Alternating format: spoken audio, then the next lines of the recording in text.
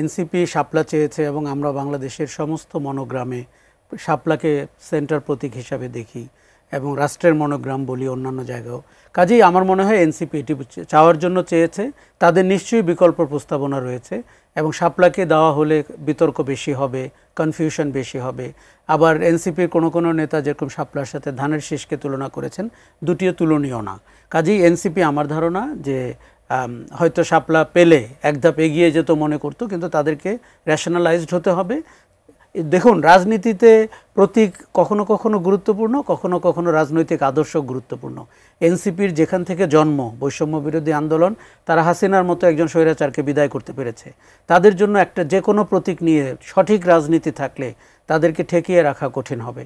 এবং আমরা এনসিপিকে যতদিন ঢাকা কেন্দ্রিক হতে দেখেছি, একরকমের চেহারা দেখেছি। যখন পদযাত্রা শুরু করেছে আমরা হাজার হাজার মানুষের সমর্থন দেখেছি, মানুষ তাদের সাথে কথা বলছে, এনসিপির নেতাদের বডি ল্যাঙ্গুয়েজ চেঞ্জ হয়ে গেছে।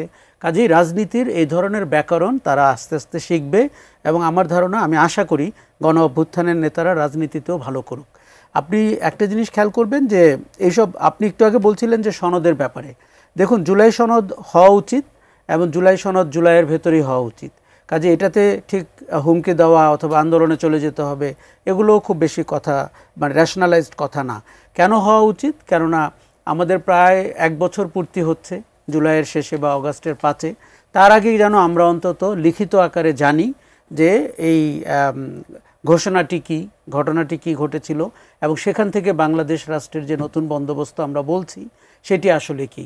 একসময় আপনার মনে হয়েছিল যে এটি বৈষম্য বিরোধী নেতারা নিজেরাই দিবেন, তারপরে আমরা দেখলাম সরকার সংযুক্ত হলেন এবং রাজনৈতিক দলগুলো কেউ কেউ প্রথমে বলছিলেন যে এটি খুব একটা দরকার নাই, তখন হলে হতো, এখন দরকার নাই। পরে কিন্তু তারা বলছেন যে এটি দরকার।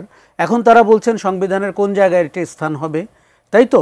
আস্তে আস্তে কিন্তু আপনি দেখতে পাচ্ছেন যে জুলাই সনদ নিয়ে ঐক্যমত্যটি পরিষ্কার হচ্ছে এবং আমার ধারণা এটি খুব জোরালো হবে। তবে আমাদের অতীত অভিজ্ঞতা থেকে বলে এটি সংবিধানের অংশ হওয়া ভালো, কেননা এই সনদের উপরে পরবর্তীতে ঘটে যাওয়া অনেক কিছুর সম্পর্ক রয়েছে, এমনকি অন্তর্বর্তী সরকারের বৈধতার প্রশ্নটিও জড়িত।